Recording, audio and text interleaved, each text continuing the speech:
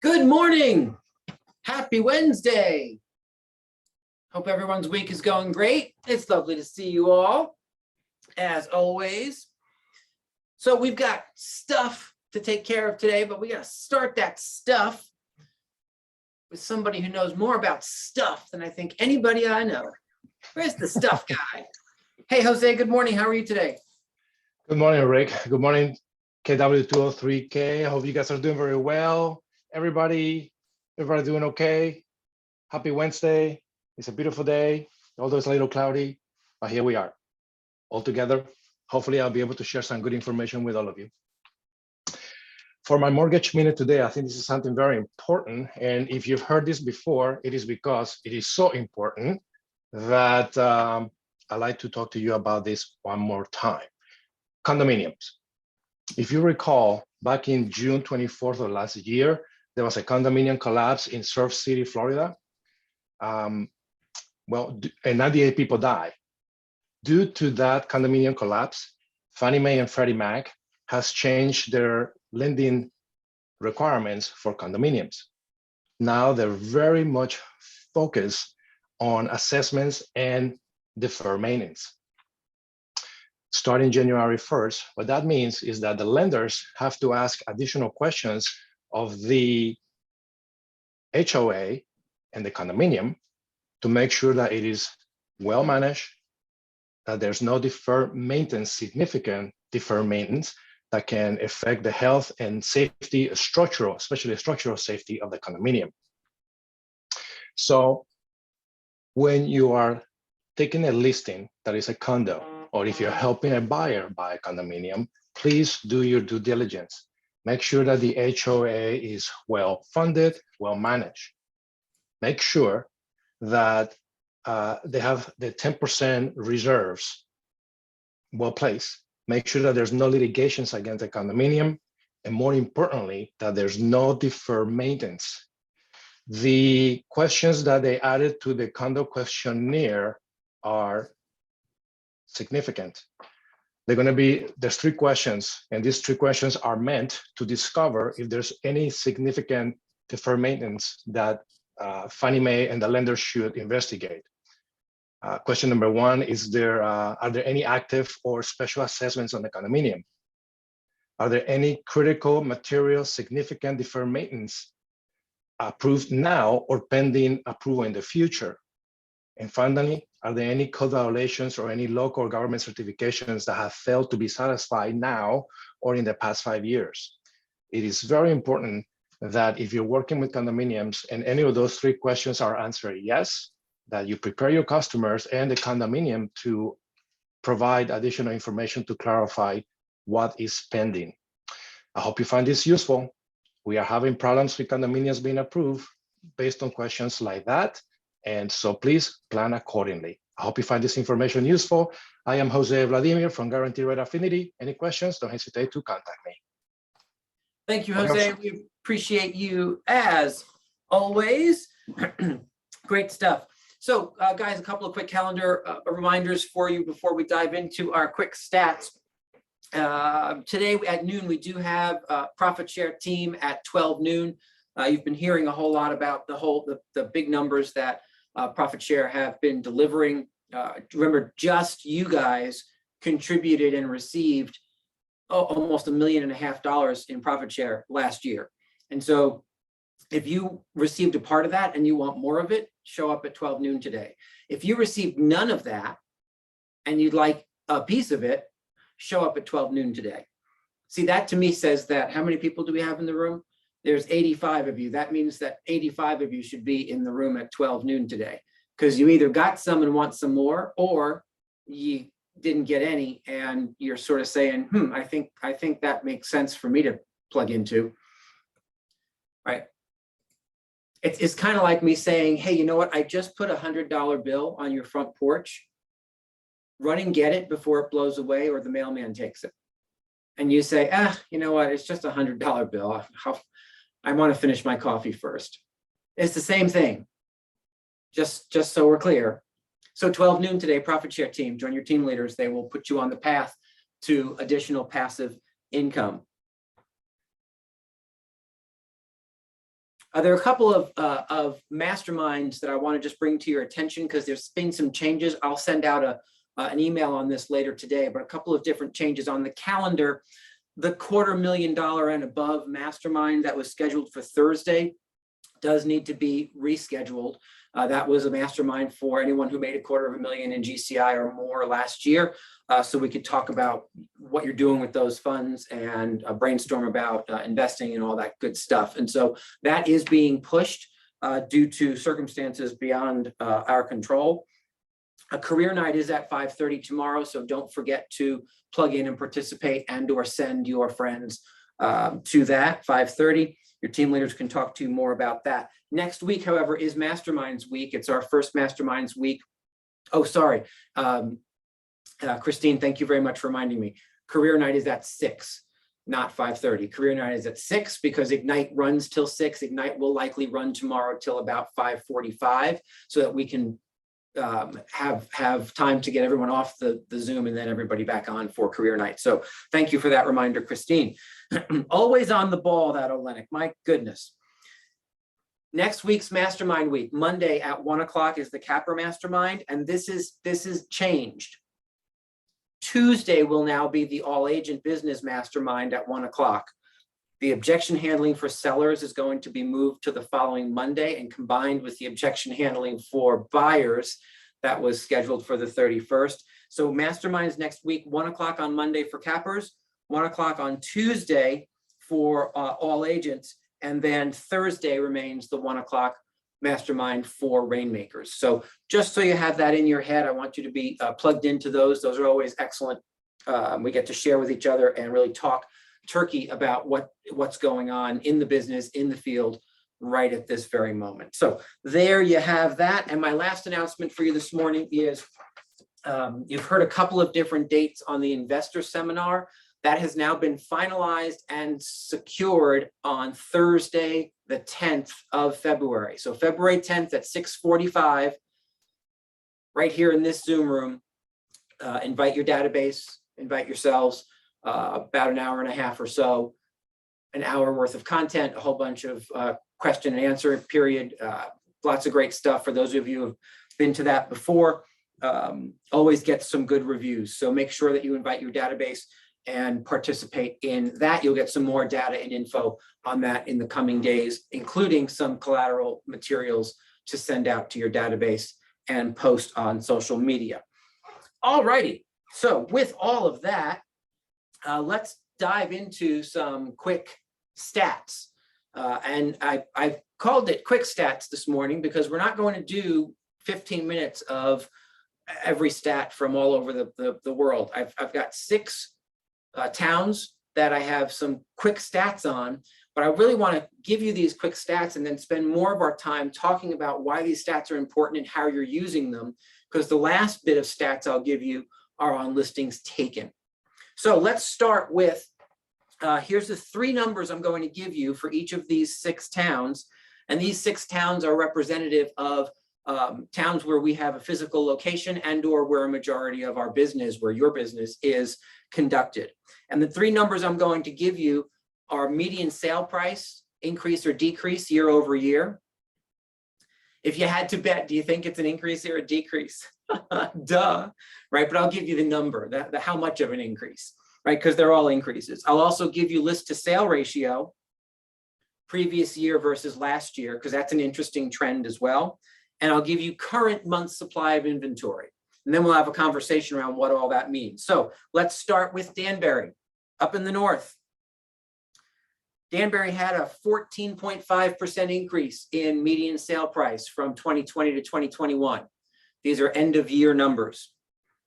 List to sale ratio went from 99% to 101%. So as of 2 weeks ago, 101% list to sale ratio in the city of Danbury. Month supply of inventory in Danbury, 0.6 of a month. So it's about 16 days. That's the month's supply of inventory in Danbury, is 16 days. That's crazy. I don't think I've ever calculated a number that low. Let's move to Stanford. City of Stanford, price increase year over year, 20 to 21, up 3.9%, up 3.9%. List to sale ratio went from 98% to 100%. So as of the end of last year, 100% list to sale ratio in Stanford. And the month supply of inventory, 0.9. So again, we're measuring that in days as well, right? 0.9 is about what, 26 or so days. In Ridgefield, town of Ridgefield, year over year prices, median prices up 15.7%. That's a really big number, by the way, 15.7% in 1 year. It's kind of ridiculous. List to sale ratio went from 98% to 100%. And the month supply of inventory, also 0.9. So less than 1 month supply of inventory. In Norwalk, year over year, median price increase of 5.5%. 5.5%. List to sale ratio also went from 98% to 100% as of the end of 2021, with 0.7 as your month supply of inventory number. Please note, we haven't hit a town or city yet that has more than a month's supply of inventory. Have you noticed that? That's crazy. Okay, let's go to Newtown. In Newtown, prices up year over year, 13.9%. 13.9%. List to sale ratio went from 99% to 100% at the end of 2021. 0.8 month supply of inventory. 0.8 month supply of inventory. And Westport. Westport price increase year over year, up 14.6%. 14.6%. Another really big number. List to sale ratio went from 98% to 100%, which, by the way, guys, means that every single one of the 6 towns that I just read you has a list to sale ratio as of the end of 2021 of 100% or higher. I know that's what you're experiencing. The numbers just confirm it, right? 100% or higher. Month supply of inventory in Westport, 2.6. 2.6 month supply of inventory, right? Compared to the other 5, that 2.6, which is still a crazy fast seller's market, almost feels like a massive buyer's market, right? 2 whole months of inventory. Oh my goodness, whatever shall we do? So just real crazy. And so there's been a lot of conversation around lately about, what's the market doing? Is it slowing down? Are we starting to see a shift? Are things moving in a different direction, right? These numbers tell us that we're still kind of where we were, based on the fact that there is very little inventory for most buyers to view, which means anything that comes on that's even remotely priced well or remotely in decent condition sells like that for at or over asking price, right? That's what those numbers tell us. And so all of that just remains the same. The tick up in interest rates is only fueling that, right? Because interest rates are ticking up, and that usually helps buyers find a certain sense of urgency to say, oh, you know what, I better pull the trigger now before interest rates rise even more. And so now you have buyers who are looking to either pull the trigger or get into the market that were sitting on the sidelines because they don't want interest rates to go up anymore. And yet the inventory issue is still problematic. Let me give you just a couple of quick other numbers, and then we're going to have a discussion about how you're using these. You know that our goals say that we need to be taking 25 listings a week as an organization between January and February, which means as of the 19th, we should be at 60 listings taken. As of today, we are at 22, right? So we are really short.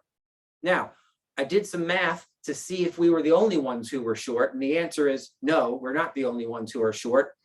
I took our top 10 offices in the whole county that we compete with, and they're down sort of just as much as we are.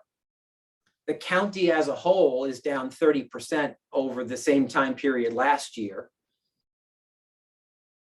We, by the way, are down 45% over the same time period last year, first 18 and a half days of the year. So what does all that mean? What is all that saying?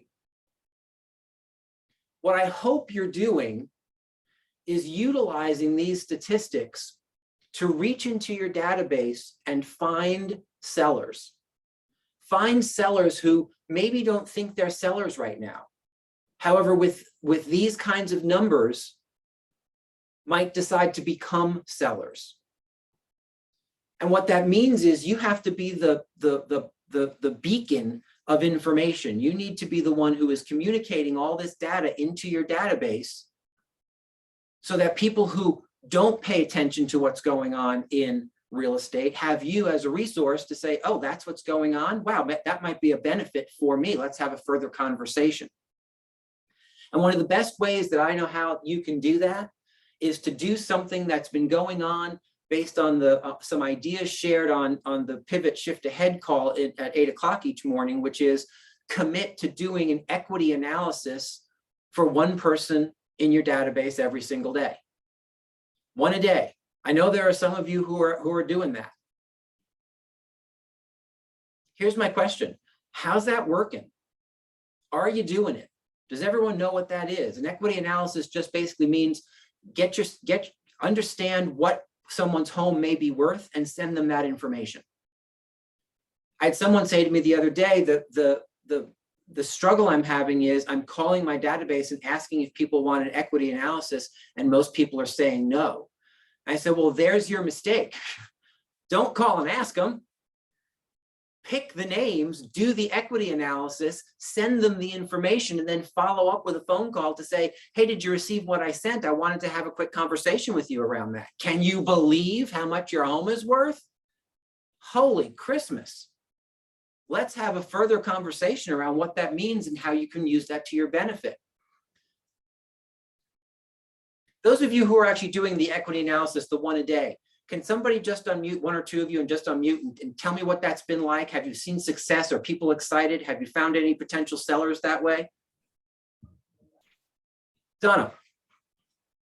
Yeah, so yes, we found some potential sellers. We've also clued people into what they can do with their equity if they're not interested in selling right now, like buy investment property, that sort of thing.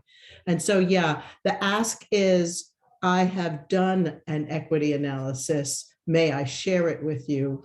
Do you have time now, or would you like to connect on a Zoom?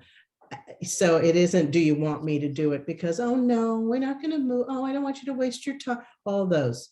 Just let them know that you've already done it, even if you haven't already done it. Yeah, So, absolutely. 100%. Debbie. Ditto, Donna. And I think the conversation before you send it is important. And you can also send it before you have the conversation. You can do it either way. You can uncover people who have not been able to sell in the last 5-10 years and really would like to sell, people in who you've sold to in the past. I've just done that with a big seller, and they can just afford it now. So see, dig around and just do it. Yeah, so here's the thing. Somebody has to step up and change the market. And I have just nominated all of you, right? Someone's got to do it. So let's just go and be the change we're looking to see in the marketplace. It is that simple. It's one thing for me to get on every week and say, hey, you know what, we're short on listings. We got to get more listings. And everyone says, yeah, like, no kidding. Thanks, Sherlock. I appreciate that reminder. And come it's a different thing, just a second. It's a different thing to actually then take action around the information that you hear. The implementation about what you need to do to go and change that is crazy important, which is why I wanted to be certain that I shared those statistics with you so you understand what's happening to be able to convey that to the potential sellers in your databases. They need to know what's going on, which will drive them to make different decisions. We've got to get really focused and really on purpose around this in the next 6 weeks if we intend to change the market for the first 6 months of the year. Go ahead, Deb, sorry. Practice the words that Donna said, or come to Business Builders and you can copy the words that Donna said, because nobody says no to this if you ask them properly. Everybody wants to know what their value is. Don't let them say no. 100%, 100%. Guys, I am so sorry that I took extra time today. We are over time and out of time, so I will respectfully end our time together. Have a spectacular day today. We'll see you throughout the day on our stuff and tomorrow morning here at 9 a.m. for another update. Have a great day today. Take care.